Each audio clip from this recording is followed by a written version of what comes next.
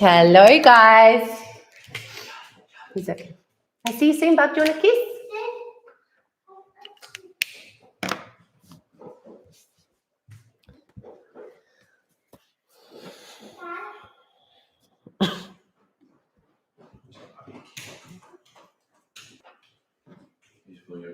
Bye, darling.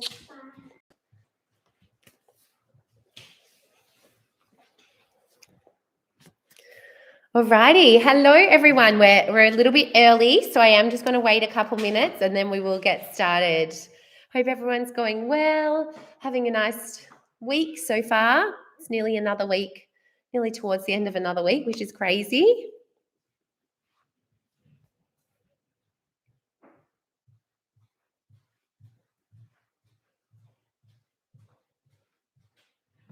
Okay, we're just going to wait a moment.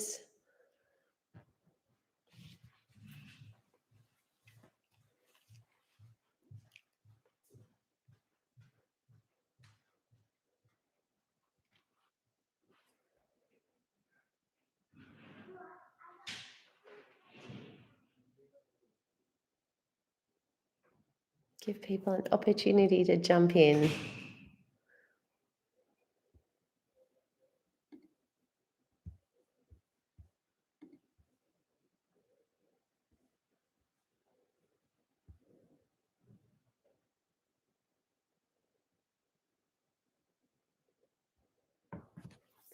Hi, guys. Alrighty. Make sure when you're jumping in, say hi in the chat. I love to keep this interactive.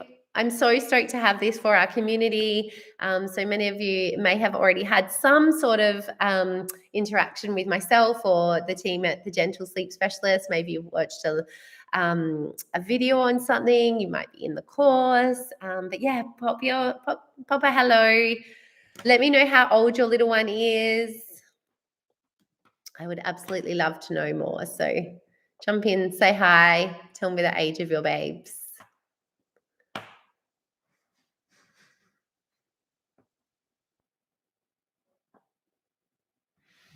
Hi, Amy, 9 months old. Oh, beautiful. Oh, hi, Alicia. Oh, welcome from Sydney. How cool. 21-month-old. So good.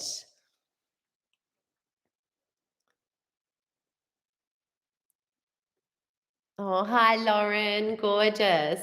Little 8.5-month-old. Oh, 8.5, 8 months. Super fresh. I know they talk about an 8-month regression. Like I know that can be a bit of a sticky spot, but that was one of my favorite stages is 8 to 10-month-olds with babes, as in when I had my own. It's just a really, really sweet time. And the sleep regressions don't have to be bad at all. So hi, Erin. Hello. Oh, you got a little 1-year-old. Awesome.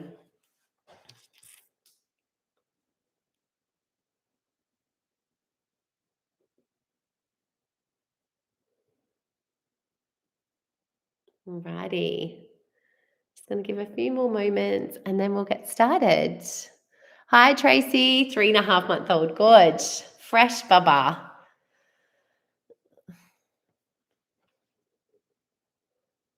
I actually just about 2 weeks ago now, I just did an overnight stay with a family. They've got a newborn, a 3-week-old. My mum is a night nanny for them. And I did a night just to help mum out. And oh my gosh, like actually I was so tired the next day. I feel like it's been 3 years since Charlie was obviously a newborn. And I was like, oh yeah, I've got this. I was firstly obsessed. Like the lady's like, why do you do this? Like come in. And I was like, because babies are my life, like kids are my life. So like, essentially babysitting a little newborn. Oh, it's like a dream.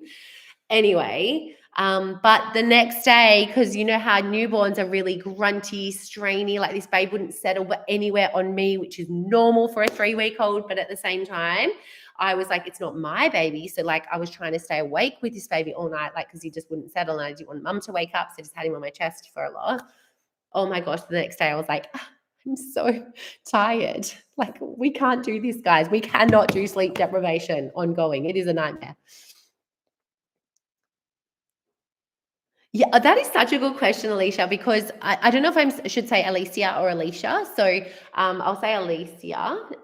But I would sort of say, I myself would be like 18 months, and then I'd probably go to like, I guess it depends. If you're just saying to like a friend, I'd be like, oh, nearly two, you know? But if I'm talking in sleep, put it this way, I wouldn't do months above two. It's like a no for me. Months above two doesn't exist unless I'm sort of, but normally I don't know, I guess you'd say like 20 months. And if I was working with a client, I'd want to know, like, are they 2 years, 3 months? But I'd say 2 years, 3 months. I wouldn't be like 27 months. So let's just say 2 years. I'm so curious what everyone else thinks the cutoff should be. Actually, I'm going to put that on my socials. We get some people who are like, literally, like, my baby is like, I'm not even kidding, like 52 months old. I'm like, that is the most amount of maths I'm going to have to do in my life. Like, that's crazy to use that term. Please don't. Awesome, Lisa. Okay, cool. Perfect. All right. So we're going to get started.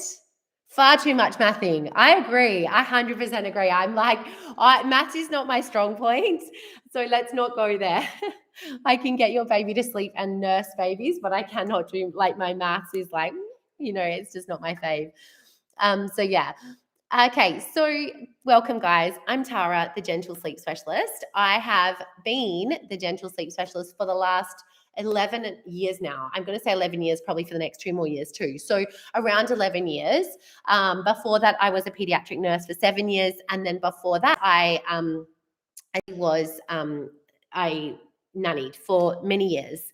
So I had been a nanny forever. I had then gone into pediatric nursing as soon as I could. And it was from my daughter, Scarlett, who was such a severe CMPI refluxy babe. Honestly, it was terrible, that I got into the world of sleep, because when she was 4 months old, I used a sleep consultant, and honestly, it changed our life. It honestly changed my experience as early motherhood, because knowing me, like, that's all I dreamt of, right? Was to be a mum, was to, raise my babies. It was just, I honestly could have taken care of a baby from like 14 years old. Like, it was just in my blood.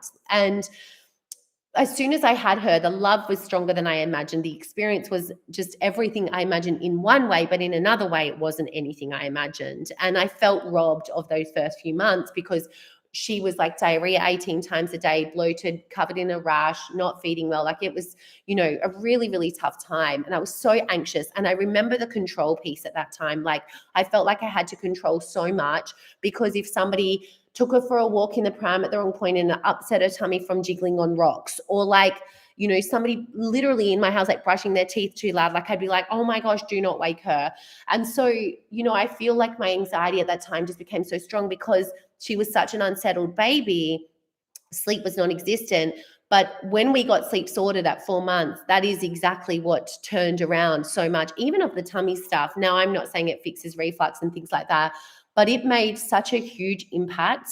She was able to go down. I never thought she'd be able to lay flat. Like, I was constantly blaming wind and all these things, but the rest and digest, how much more settled she was as a little bub, like, all the things, it made all the world of difference. And that's how I ended up in this position, because I got poached from good old Google Ads to become train and become a sleep consultant, because I'd obviously been looking up sleep consultants.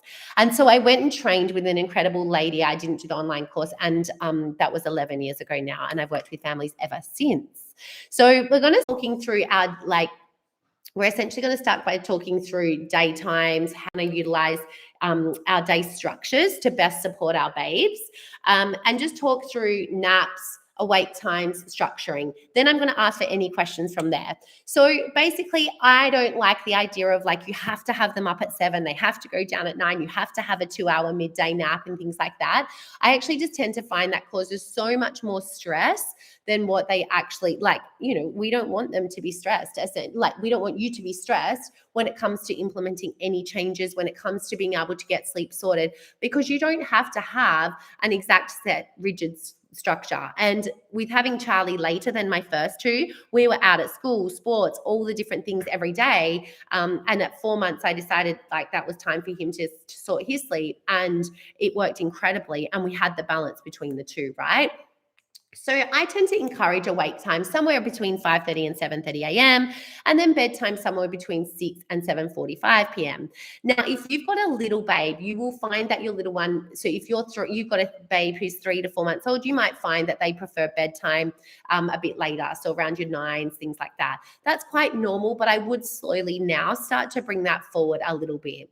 Now, when it comes to structuring and things like that, what I tend to love is the idea of a loose feed, play, and sleep, right? And a lot of people say, I know we get that, but we can't do the feed, play, and sleep because our babe will only feed to sleep, for example, or I'm worried they aren't getting enough. You have to excuse me, guys. I had pneumonia 2 weeks ago and I'm literally still coming off the back of it. So if you hear me coughing a bit of like the throat stuff, like, scratchy throat, that's why. So basically what we look at is then essentially, can we try and run a loose feed, play, sleep structure? Can we have the awake time somewhere between this time, bedtime somewhere between this time? And then they're going to do their amount of naps per age. Now, if you're somebody who says, I have no structure, I don't have a clue what happens when, what you can do if you are looking for a little bit more stability or understanding is have your babe up by a reasonable time each day. So somewhere between sort of 6 and 7:30, for example.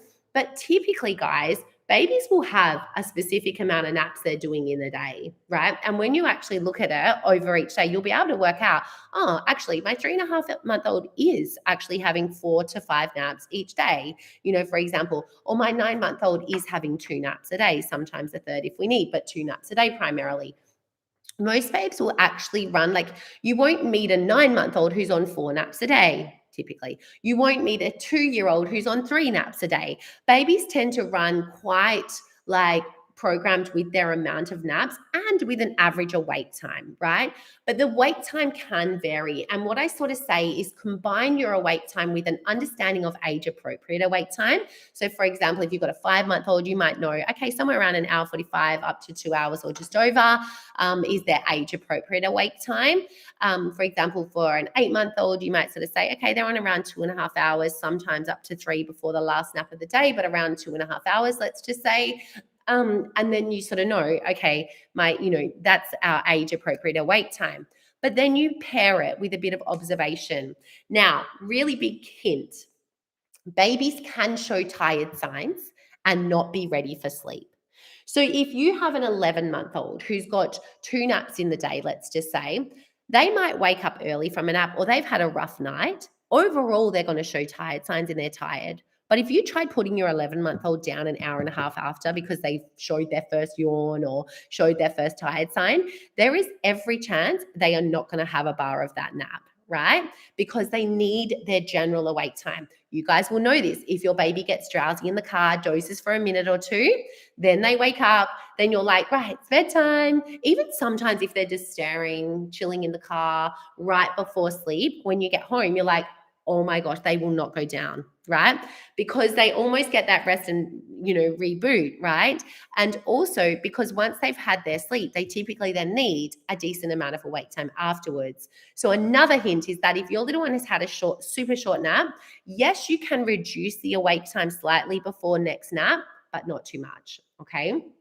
So that's what I'd be sort of looking at. When it comes to your naps, it's looking at that awake time. It's making sure, do not stress when it comes to first and second nap. So if you've got a little one who's between 3 and 10 months of age, your first and second naps are your primary naps of the day, right? So they're the ones that I sort of say, put the emphasis on where you can, having 1 or 2 of those at home. Put the emphasis on giving them an opportunity to go back to sleep once they wake from a short nap. I'm going to talk about catnapping and all of that, but not too much pressure, but give an opportunity. Your nap 3 and 4 and 5, they're shorter naps. They're okay to just be, 15 to 40 minutes, for the later naps. Then as they come closer to 10 months old and above, that's when you might just head towards one decent nap. So a decent nap is an hour or more. It doesn't have to be this 2-hour chunk, right? A lot of babes will not do a full 2 hours, right? They'll do an hour and a half. Magic, right? So then you'd look at a chunky nap and then you'd look at a short nap, right? Or some people do short nap and then chunky nap.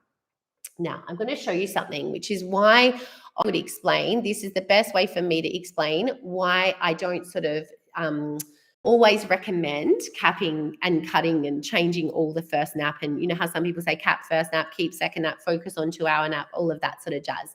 Now, always follow SID Surf guidelines. If what you're doing is working, please feel free to stay with it. I guess I'm giving you some permission to not follow the trend of certain sleep consultant teaching, right? Remember, a lot of sleep consultants these days have done the same online course to become qualified.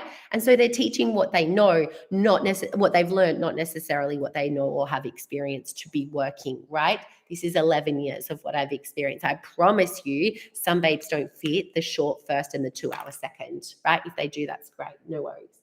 Now, what's the nap cliff analogy? It is something that I need to stop using soon because everyone's going to be so young and I'm going to be so old and no one's going to know what I'm talking about. But there used to be this show called The Price is Right.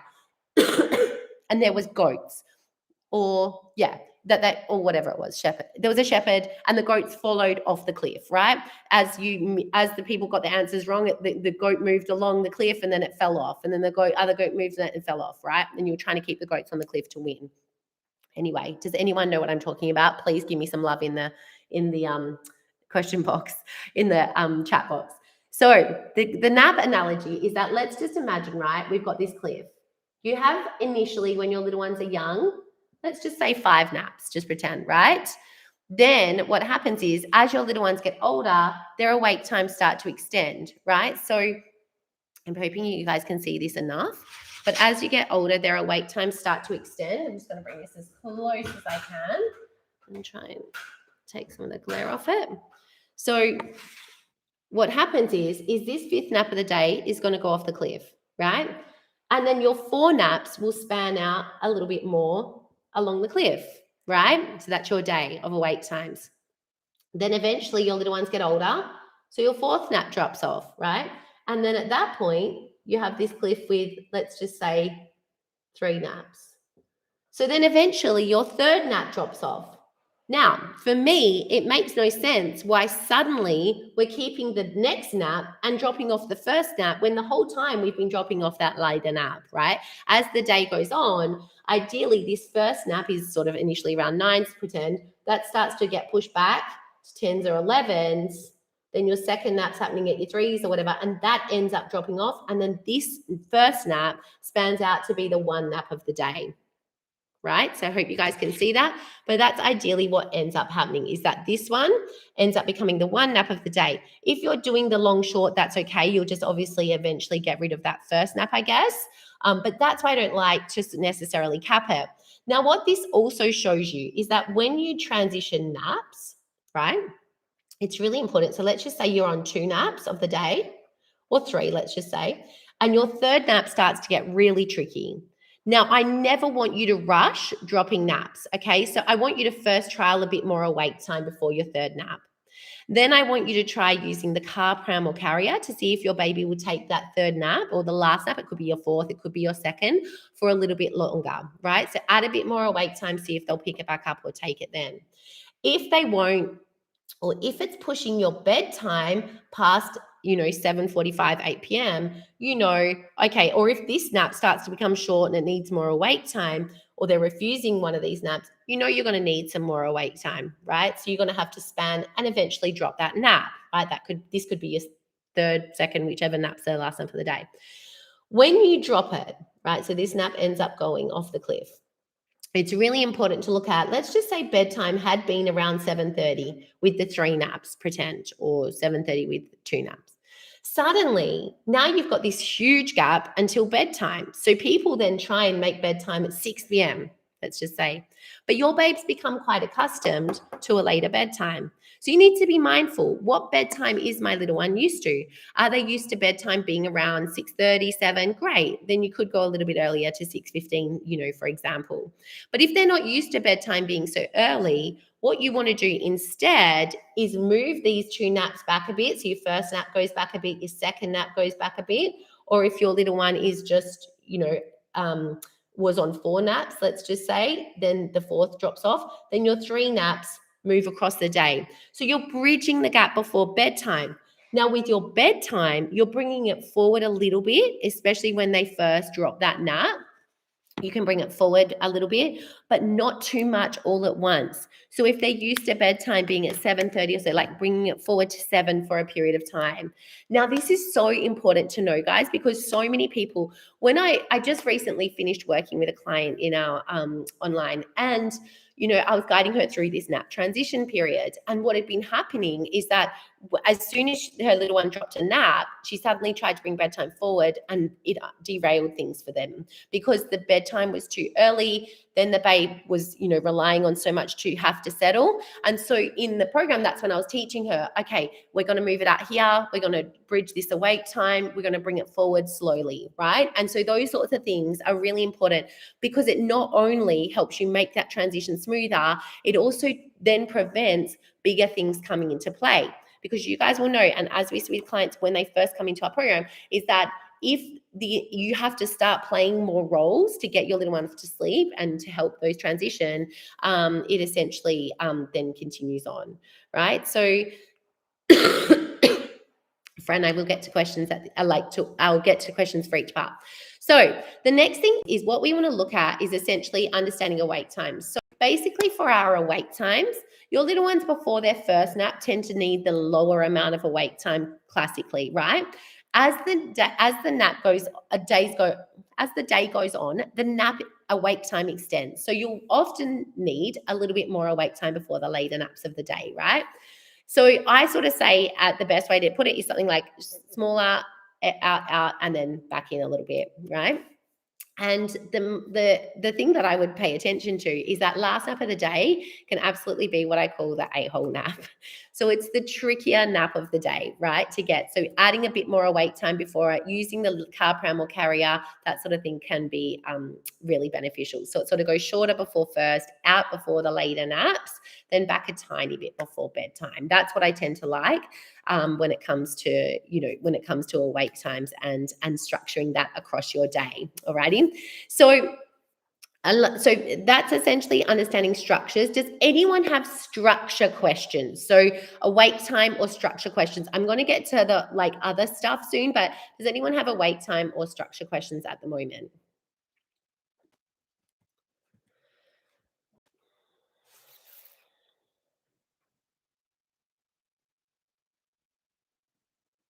Just going to give you guys a moment. Awake times for a 6-month-old is usually around 2 hours. It can go out a little bit though, so up to 2 hours 15 and 2.5 hours, but around 2 hours. Before the later naps, definitely can go up to 2.5 hours. Yes. So, Frank, great question. So, when you've got a nearly 2-year-old, is it the first awake point or the second? Because they're only on the one nap of the day. Now, listen, Fran, I'm going to be helpful and not very helpful. It can vary. I would say, for a lot of babes, they still would do a tiny bit less. So, let's just say 5.5 hours before nap one or 5 hours before their nap. But then it could go out a bit before the second, so before bedtime, essentially. Right. So then before bedtime, you might be getting up to 5.5, even up to 6 hours. So from 2 years and above, it's not unusual to see a 6-hour awake time. So I would still say it's a little bit less typically before the nap and then a little bit more before bedtime. That's what I would say is the majority. So moving forward through to the next piece, we're going to talk about this sleep pressure piece, which is super, super important, right? Yeah, so the catnapping. So Tiff has said, what's the awake time for a 10-month-old who's catnapping? The catnapping part I'm going to talk about soon because, hint, hint, it very rarely has anything to do with awake times. And this is honestly so we just had a client who finished up in our online and she was actually saying, I had spent months looking at literal tweaking, 3 minutes here, 3 minutes there, trying to wake at the same time, like putting them in the same pajamas, like doing all the things. And soon I'm going to explain that it actually has very little to do with that. Unless you've got crazy different awake times for their age, which most people don't, most of the time it's a different issue, which we'll get to. So the next thing that we're going to talk about is the sleep pressure piece, which is the one where if you followed me for a while, you realize that I talk about it a bit. And that is because it's really important and it's actually really effective at helping your little one sleep better and getting a hold of any changes that you want to make around sleep. Excuse me, guys. I'm just going to grab my spray. so that I can keep explaining on the board, because I love a board to be able to write on. I'm terrible with it, but it's so effective. I don't know about you guys, but I learn better when I see as well. So, and it would help if I had a whiteboard marker, but I don't. I've got my daughter's pen, hence the need for spray. So what we're going to focus on next is this sleep pressure piece. Now, if you've come here and you're like, Tara, I'm ready. I want to make changes. Guys, people spend months, years thinking, I'll just wait it out. My friend said her baby started sleeping through at 10 months. They can find the dummy at 10 months. Remember, they have to wake up to find the dummy, then they're awake, and then they'll call out, right? It might be that you're like, I'm stuck in another regression. I'm waiting for this tooth to pass. I am honestly here to tell you that you do not need to spend weeks, even months or years stuck in poor sleep. And people end up in such a mode of survival and just dealing with it that they don't even realize the experience, who they are, like, when they would have got sleep sorted. So once they get sleep sorted, they're like, oh my gosh. My biggest thing that my parents say to me is, firstly, my baby is so much more content, happy. Even when we have happy babes, because a lot of our babes are tired but happy, they're like, they're just not as wired. I just know that they're getting the benefits of better sleep, right? They might be a happy babe, but it's those benefits, right? So I want you guys to know that if you're here and you're thinking, I really want to put some things in place, I really want to make changes, like, good on you, and absolutely do it, because it is life-changing and it is experience-changing. So instead of just surviving these first few years, and trust me, like, as you then bring another baby in, for example, if you can or choose to, then you've got this toddler who's still requiring this, or now you're in a dark room and your toddler's trying to entertain themselves, or in front of the TV again for another day, your relationship suffers. Like, there's so much. You as a person, like, people are like, I'm trying to get back into some fitness. I'm trying to, and they're just like, I just don't have it there. And actually, don't blame yourself when you're sleep deprived for not having it there, for not feeling yourself, for feeling a bit more frustrated, for having no patience with, because it is a side effect. It is. So if you had something else, if you had pneumonia, your side effect might be shortness of breath. If you have sleep deprivation, your side effects are going to be a number of things, right? And that is what comes with it. And so you have every right for you and your little ones to make that change. So I really, with this sleep pressure piece, what we want to focus on is that if your little one's got a wake time, let's just say their awake time is around 2 hours, right? They've got a 2-hour awake time, let's pretend. Now, in that 2 hours of awake time, I'm going to make sure I get you guys as close as I can. We want our babies to be expending energy and building up the pressure for sleep. So they're playing in that time, they're having connection time, cuddles, all the things, right? And this is all for 3 months and above. Now, ideally, what we want is our little ones to be awake for, say, 15 minutes. Then they have a feed. This is ideal. I know this is not always the case. They have a feed, good feed, and then they have all that playtime before bedtime, hangout time. And what that is building appetite for sleep, right? However, for a lot of our babes, they're having feeds, either multiple feeds. So they're 6 months and still having like on and off the breast, or multiple feeds, like they haven't finished their bottle, so we keep offering here and there, right? Or they're feeding for a really tremendously long time in their awake time, longer than what they actually need to be, or they're feeding right before sleep. Now, we can see how much of that energy expenditure that takes out of their time, right? And what the sleep pressure is doing is giving them an appetite for sleep. So when you make any sleep changes, boom, your little one is actually ready to go down. They actually have the appetite to go down and to stay down. So what we want to do is focus on making sure that our little ones are having effective feeds, right? So they're not having like these crazy, long feeds. They're having an effective feed, yes, but it's not dragging on. Because when you also do super long feeds, multiple feeds, guess what you usually get? A distracted feeder, a baby who just snack feeds, a baby who doesn't really take the feed seriously because they know they're going to get the other one as well right before sleep, right? And this then becomes the cue for sleep, which we're going to talk about soon. So instead, I want you to think of it as having this as an awake time. And yes, we can have it. And even if your little one is used to feeding to sleep, maybe you can bring it away from sleep a little bit and do it here instead and keep them wide awake. So wide awake on these feeds means that they're not losing that sleep pressure and rebooting. And it is going to make your bedtime settle so much easier. Now, even for toddlers, this could be Okay, we have books here and they're getting too relaxed on books. Oh, they sit in their couch right before bed and have milk and chill. Oh, they have screen time in the lead up to bedtime and chill, right? So for our toddlers, again, if they are having milk, it should be milk in the sippy cup away from bed, wide awake on it, play, play, play, play, play, play, play, bonus points for outdoor play, and then into bed, right? So they're building up and keeping that appetite for sleep.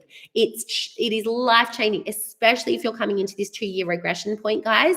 You must keep an eye on their sleep pressure. You must be observing what is happening in their sleep pressure. Are they expending or are they losing that pressure for sleep, right? So we keep them wide awake. We have that playtime. Then we have the connection time in the lead up to bedtime. Alrighty. So, oh, yes, obvious, absolutely, Deepa. I will be sending a replay. So this is going to be so important. If you think I want to make changes, Tara, I'm here to make changes, you must factor in, can I keep my baby wide awake on the feed? Can I make sure the feed's not going on a crazy long time or not multiple offerings, right? And in the course, we give you a lot of confidence around, well, what if I feel like they haven't had enough? What if I, worry when they go down? Like, how do I then settle them, obviously, instead, which I'll obviously get to more about soon. So that's really, really important. Keep in mind this sleep pressure piece. It really is a biggie, alrighty? Now, the next thing we're going to essentially get to is having a look at why our little ones are waking frequently, why catnapping is happening, why we're getting split nights, all the things, right? So I'm just here watching my naughty border collie dig a hole out the back. Cheeky. He's one. Tex, stop it. The things that we do, the things that happen. So excuse this again. We're going to have one more drawing for the session. So guys, really, really importantly, what I want us to focus on next is why our little ones, for example, are doing all this frequent waking. What can we do to fix it, right? Because that's what we're here for, the frequent waking, the catnapping, all the things, right? So let's just say this is our sleep point. This is our awake point. Now, what happens with our little one's sleep? At 4 months of age, which is when we hit the 4-month, so often dreaded period, which doesn't need to be dreaded, is typically our little one's sleep cycles become more defined. So before that, they're just drifting between sleep cycles, right? They're just doing, a sleep, a lengthier sleep cycle, right? But as they start to get a little bit older and from the 4-month point onwards, their sleep cycles become more defined and they actually have much shorter sleep cycles, right? So more cyclic sleep cycles where they're coming, from asleep to an alerting point back off to sleep again. Now that's a safety mechanism for a couple of reasons. But what one of the biggest things is to check everything is as it was when they fell asleep. So we can imagine now when our little one's sleep cycles are now they're coming out to check everything was. First things first is my baby actually putting themselves to sleep from the beginning of the night, or am I doing that for them, right? And of course, a lot of people are like, I am doing it for them because I don't know the other way, right? Or I've tried and they lost their mind when I tried, right? So first things first is looking at what is it that my little one relies on to get to sleep? And don't kid yourself, my loves. Normally, not always, but normally there is something. Even if you're getting them drowsy, even if they're feeding, but they're not feeding to sleep, but they're feeding right before sleep every time. Even if they're using the dummy, but you think that they're using it effectively, right? If you've got frequent night waking, catnapping, all of that, and you've checked the sleep pressure piece, you've checked the awake time piece, you've trialed all your different things, normally it is because of this settling piece. And what I actually would love to call sleep training is sleep remembering, because as we've seen with our young babes, babies have the ability to sleep. They have the ability to drift off to sleep. But what happens is that we repetitively repeat typically a cycle of supporting them off to sleep. Now, that can be stronger for some babes because that was super unsettled and we had to chest sleep them for so long, rock them to sleep, use the dummy, use all the things, right? They just got into feeding to sleep, and there's nothing wrong with any of those things. And in fact, you don't have to change anything you're doing to getting your baby to sleep unless it's not working for you guys. And then you have every right to make the change. Okay. So what I want you to first look at is, what is my little one associating with falling asleep? Guys, feel free to say it. Like, it would be like, mine's a dummy, mine's rocking, mine's co-sleeping, whatever it is that is externally recognizing the sleep, right? So instead of them internally putting themselves off to sleep, they're externally recognizing that something you do, X, Y, and Z, is putting them off to sleep, and that's essentially causing an issue. So then what I want to do is look at what's happening then is they're going off to sleep, and let's just say you're cuddling, rocking, feeding to sleep. They're going into a sleep cycle, then they come out of a sleep cycle. Now, I'm going to bring you guys a bit closer. At this point here, oops, 2 seconds. At that point there, we should just essentially be having this period where they drift to check everything is as it was when they fell asleep and then go back off. So you know how people say babies are meant to awaken? Yes, they are. But they're not meant to awaken. So you have to go in and rock back to sleep, or they're sleeping even right next to you. You have to stand up and rock or put a dummy back in, a piece of plastic. Like, they're not meant to awaken, cry every 1 to 2 hours, let's just say, or even 3 hourly when they're getting that bit older, right? But what's happening is now something's missing. What was used here is now missing or stopped or gone, or they have to wake to find the dummy, for example, or they have to use whatever it is to get back to sleep. So we get an alerting point. Then what happens is they'll drift back off. Now, the first half of the night is usually their deepest sleep. So people will often say, but Tara, the first half is better. Like, so I know they can do it. Yes, because they're in a deeper sleep. So it's almost an accident. Come the second half of the night, when their sleep cycles are looking like this, they're coming like, sorry, I should change that. They're already on lighter sleep, so they're coming more alert. Lighter sleep coming more alert, that's when we tend to get more waking, right? It might not be the case for you guys, especially the 9 to 10 o'clock point might be a bit tricky. But hint, guys, for my community, 9 p.m.s in the 9s, often overtired, alrighty? So in my experience. So what we want to do is we want to look at, okay, well, what are they associating with sleep and getting back to sleep?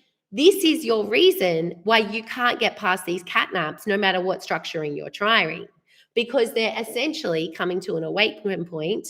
Something's gone missing, changed, or they're used to using something to get back to sleep, right? Even if they're not using it to get to sleep, but they're used to it for resettles. So for example, your little one might self-settle at the start of the night, but they're used to feeding back to sleep throughout the night, or putting the dummy back in, or whatever it might be, or they're used to coming into your bed from 3 a.m. and suddenly now we sort of let them in for early waking, and now they're waking earlier and earlier, and we're like, why are they waking at 2?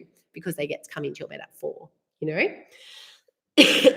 So really looking at what it is that they're using, and then understanding this process is, it's very hard to then, if it's a cat nap, get a baby back off to sleep. Whereas when our little ones have the ability to fall asleep without the use of the external measure and drift, and nothing's changing, right? So they're in deeper sleep at that first bit, nothing's changing, they drift back off. Nothing's changing, they drift back off.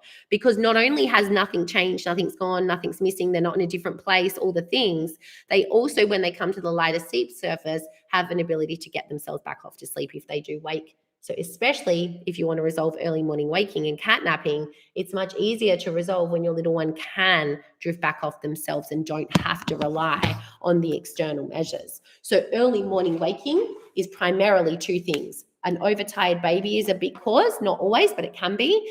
But the other big cause is the fact that it's just an extra waking, but it's early in the morning, so we've got no chance of getting them back to sleep. So addressing this really helps to resolve the catnapping, the early morning waking, and the frequent waking, right?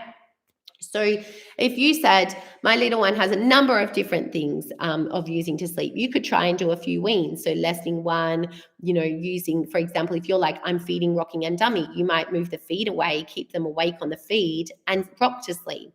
Then after a few days, you might rock to sleep and use no dummy, for example, with the ideal goal to be able to get, from that awake point off to sleep, right? But obviously still supporting our babes while you do that. If, for example, you're like, my little one is solely feeding to sleep, you might either try and move the feed away from sleep just a little bit, right? Keep them more alert on it. So even if they're just getting a little bit more and more alert on each feed before bed, and then during the night, giving them an opportunity to resettle with comfort. I will talk a bit more about that in a minute, but not fully playing that role to sleep. Now, when I talk about this, a lot of people worry about the next piece, typically about, they'd sort of say, okay, but, if I want to do this, what about my relationship? What about my attachment? I'm so nervous because they cry. I don't know how to make that next step, right? So, what I want you guys to first focus on is any change that you make is from the beginning of the night time. We would move the feed away from sleep, and that could be slowly, it might be just gently with keeping them a little bit more alert, right? But having a way where you offer support, but you don't step into the role of fully fixing to sleep anymore. So you're sort of moving that piece away. So a lot of people sort of say, I'm stuck with this feed to sleep. I need more confidence to be able to move it away. I'm worried that then they won't take enough. And then what do I do to support? So you have the right awake time, your sleep pressure. They have built up enough sleep pressure to have an easier settle. Then you work on that comfort piece, on how you can comfort them in their sleep space that feels right for you guys. Now, when it comes to self-settling, any sort of making changes, the biggest primary concern is attachment and crying and that piece, right? And a lot of people worry, what if it doesn't work when I make a change? When we work in the program or one-on-one with our clients, it works. I have no doubt, and I fully back exactly what we do in those programs because I've seen it work with tens of thousands and families that they're genuinely like, Tara, you don't understand. I can't tell you guys how many calls I have a day or how many times on the membership people say, like, Tara, you just don't understand. My baby's different. I don't like, nothing's going to work. And I'm like, just trust all in, right? And it makes the most significant changes, even for the babes that, people like they've been FOMO from day dot, their dad's got ADHD, maybe it's that, like all the things. And so what I want you to then look at is when it comes to making changes and when it comes to our attachment piece and being confident enough to make a change, really importantly, guys, the number one determinant for a child's well-being and outcome moving like for the rest of their life is maternal mental well-being, right? Is maternal well-being. You matter so freaking much to that child's outcome, right? And it's really important that we don't be fearmongered to thinking that this has anything to do with attachment or Russian orphanages or all the things, because we're always responding. So if you made change, you could choose a method. You might be in the room doing a slow wean away to get them to this point of being awake, and off to sleep, right? You can choose that method that you feel suits you guys, but also know in going into that the upset is about the change. The upset is because it feels unfamiliar, right? And your job is to create a new familiar. If it's messy and one time you're doing this, then your partner's doing this, then you're pulling them out of bed, then you're trying this the next night, then you're reading the next guide to the next guide, that's a disaster, and that won't bring them any sense of security and familiar, which means the crying will be worse, right? And longer over a period of days because they're not creating a new familiar. My whole role when I work with clients is how do we teach this baby to do that self-settle whilst creating a new familiar as quickly as possible for them so they can get nice and secure and have less upset because they now know their new pattern. Change isn't bad, it's new. And our brains are reptilian. They just like keep me doing what I know. They're like a million years old or, whatever it is. They just want what they know. Our brain is just like, this didn't kill us. This will do. Keep rocking me every 2 hours at night. Even though it's actually not what's in the best interest for the baby or for the parent.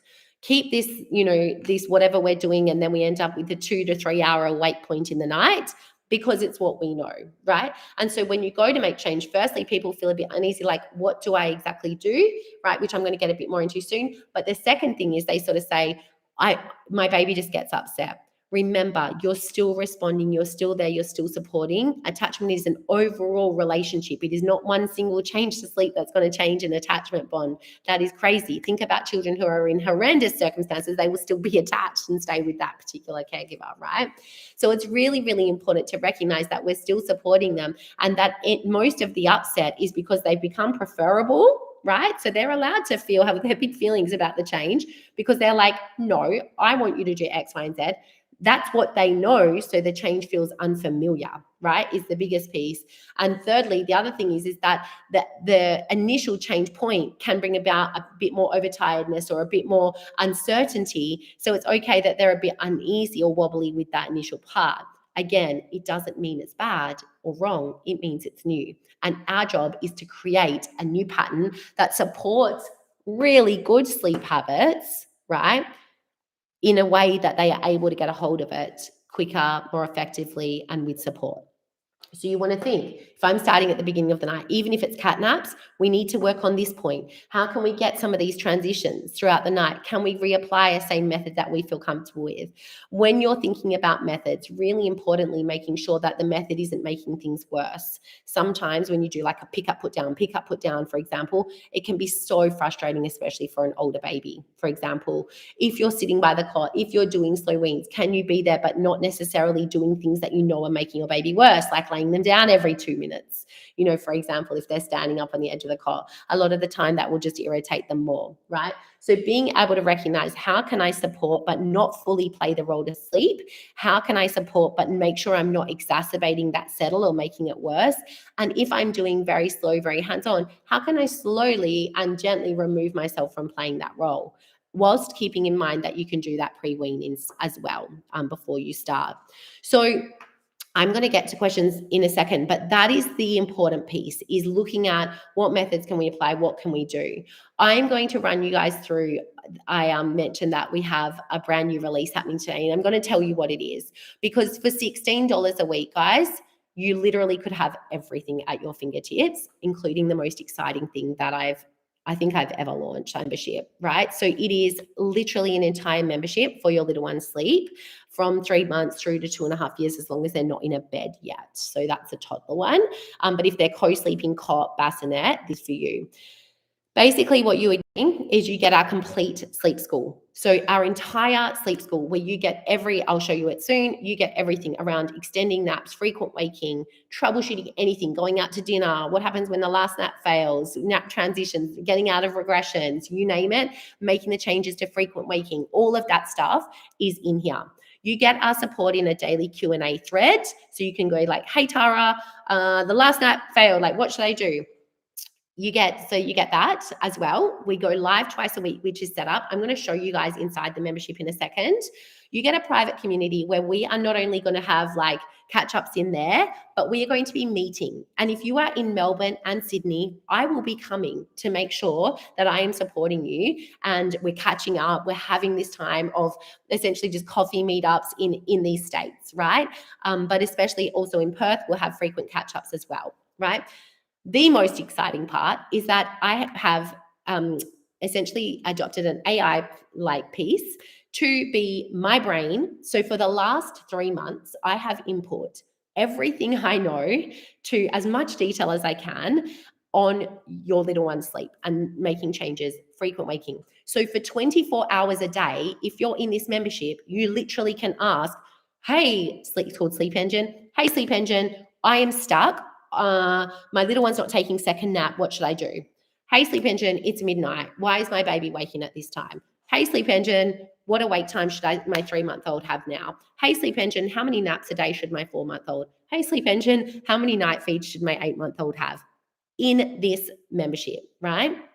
There's hot topics and guest experts. So we have guest experts in there. They will be coming in every 2 to 4 weeks to be able to talk on everything. So we've got a solids one coming up. We've got ones already in there, which I'm going to show you in just a moment. So everything is in this sleep. So if you join soon, within the next 48 hours, you're going to get also an entire guide library in there. If you imagine all the guides that I have, early morning waking guide, sleep regression guide, nap transition guide that you can print off, you've got these guides there, plus you've also got the school section in there as well.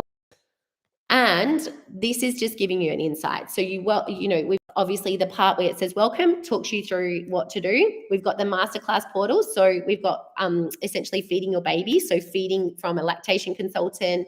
We've got a mother's life coach. So worry, anxiety, looking after yourself, staying on top of life, trying to navigate relationships is huge in this. Really amazing. We've got the joyful minimalist. So habits in your day. How can we be making this early, parenthood piece just that little bit easier? Then we've got our sleep school. So it talks obviously through methods. It talks about naps. It talks about troubleshooting. It talks about 20 months and older. So that is our sleep school. So you can go in, and when you click in on any of these sections, it's got an entire video thing. It's got printables, checklists, you name it in there. On top of that, we also have this section where we've got lives. So each week says scheduled lives with me. So you'll know, okay, Tuesday, Tara's going live. Fridays, Tara's going live. This week, she's doing Wednesday, Thursday. It will come up. In the middle picture here, my most exciting piece, How do I manage short naps? You can ask Tara's brain, right? Obviously it's AI, so I've done my best to input as much as I can into this, and it will come up and you have access to that 24/7, right? So you can open up your membership, jump in, ask away, and then we have the ask away thread as well. So I can't think of a better way to have the exact options, like what can I do, like how it will work, plus the ongoing support as you're going in. So I'm going to send you an email after this. I hope that you guys jump in and utilize these options. There's cheaper options if you join up for 6 months and 12 monthly. Otherwise it's $16 a week with a minimum of 3 months, which is about $200 essentially that you're committing to. So, and that's for everything, but obviously weekly it makes it easier to make those payments. So I'm going to send that through. It is very exciting because I just don't believe you're going to get another course with more of that support and more of that hands-on support. So now I'm going to get to your questions. Let me know if you've got any questions about the membership.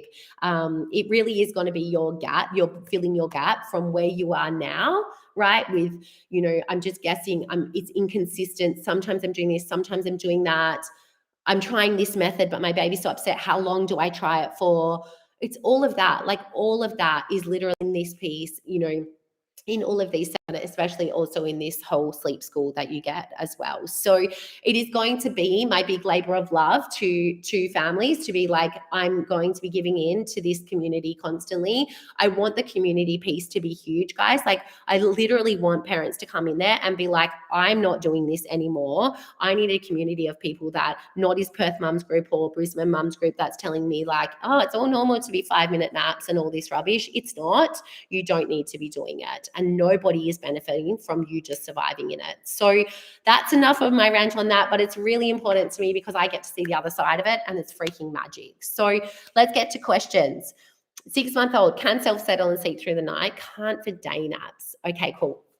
Okay, so SA, I would be looking at that sleep pressure. Yes. Typically when a baby gets sleep refusal in general as a whole, honestly, the refusal is more often about lead up to bedtime and the awake times. Yes, but I think you're probably going to be, your awake times, I tried 2 hours, 15, 2.5 if you've tried the lesser.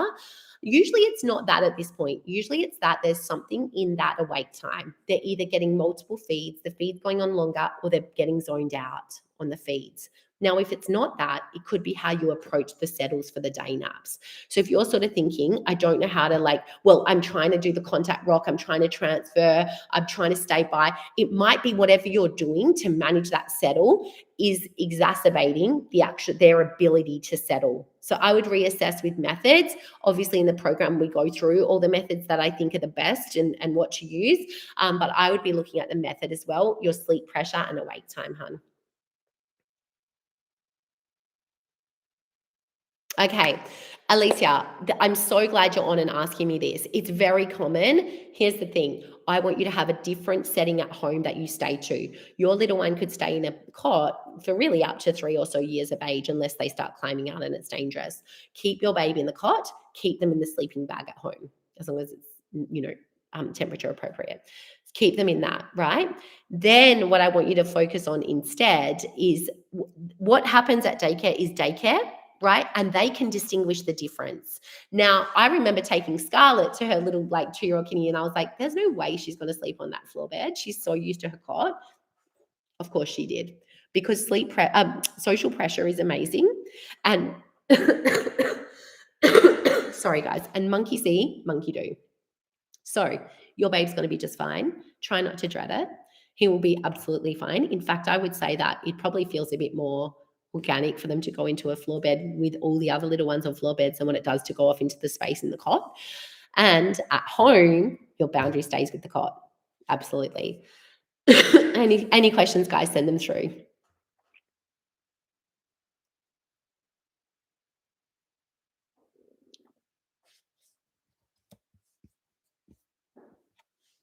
Just going to wait a moment, make sure we don't have other questions. I'm sure we're going to get a few more.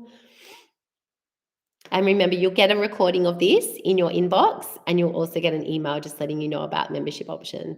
Okay, so 4-month-old, early rising. Steph, can you tell me 2 or 3 naps and what's your wake time before bed? And is there other night wakings as well, hun?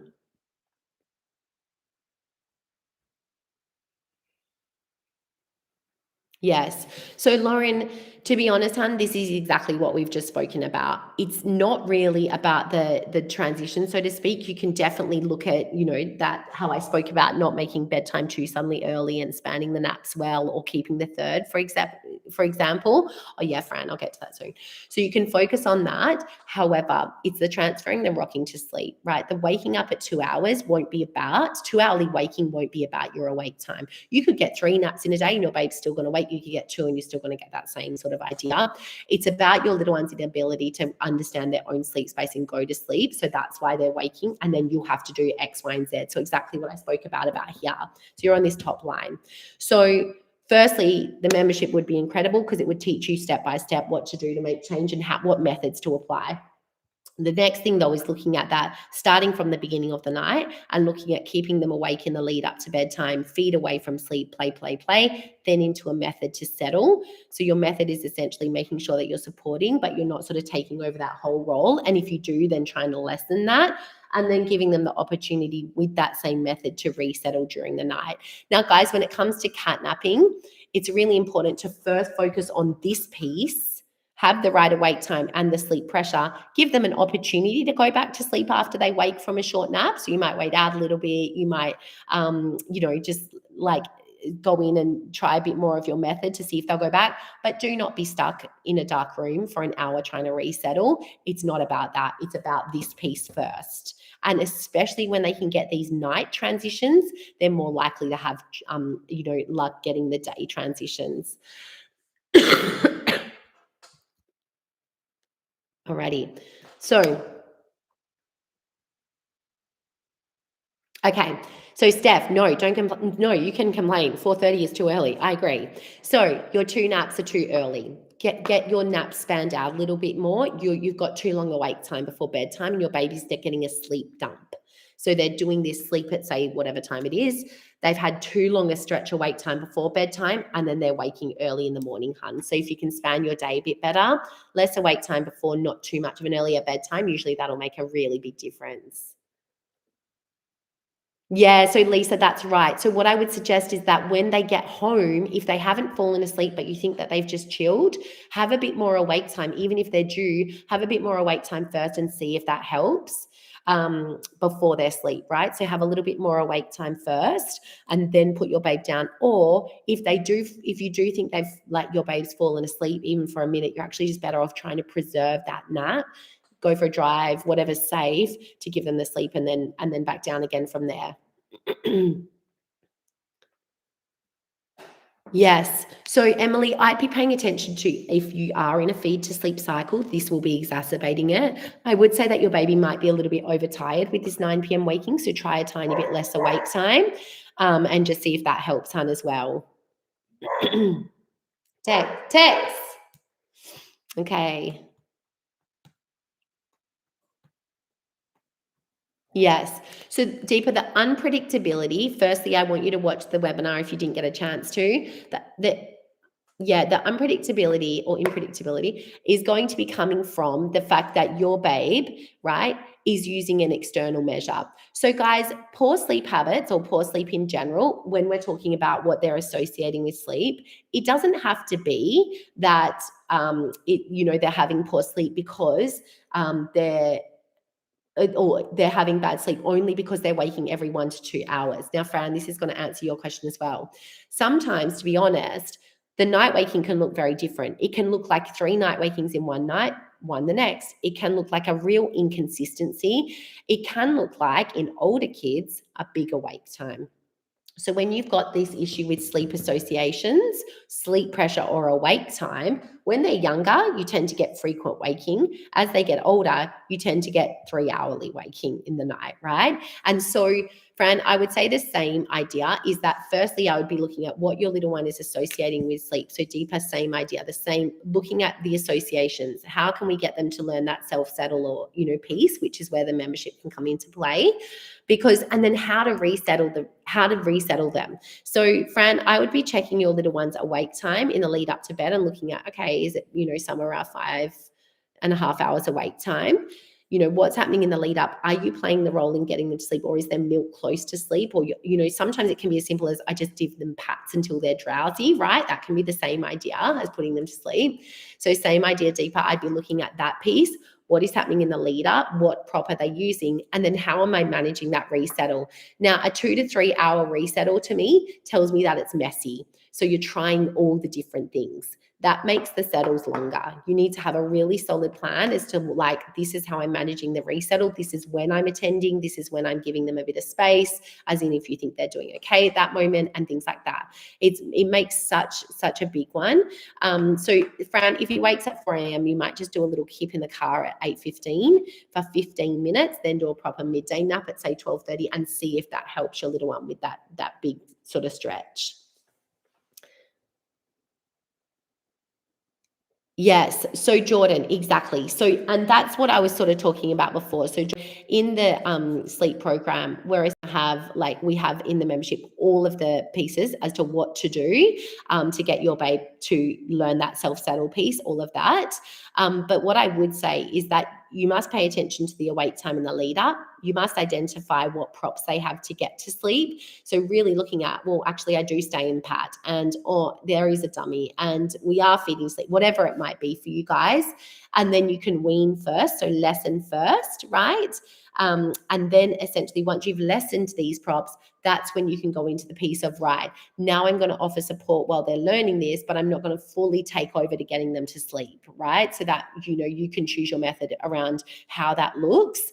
But it's about supporting, not fixing them to sleep, allowing them to have that change process. But you really should be seeing great changes within a few days. And if not, I would be like, okay, we need some more support to know, exactly what to do here and then. But that 2 hourly waking absolutely is not a developmental thing that you have to withstand. It is not just a regression. It is not just teething, all the things you're going to be told. It is something that you could change within a few days.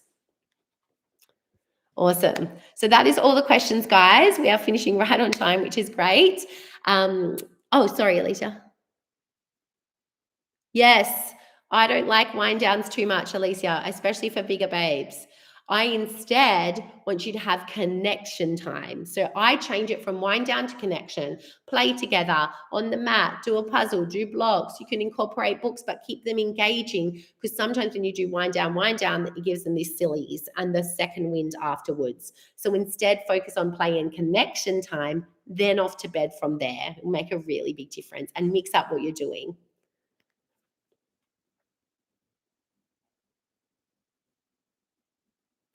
Honestly, Lisa, with the dummy and the car, to be honest, we actually find that little ones don't need it in the car when they learn to have the self-settle piece. So we have clients who come to us just because their baby screams in the car, and as soon as they learn that self-settle piece, they stop screaming in the car. So I would sort of say I would be more inclined to, if you do need to bring it for a plane once, a year or whatever, that's fine. But usually a feed, or as they get older, they can eat and drink, is my tip. But it doesn't have to,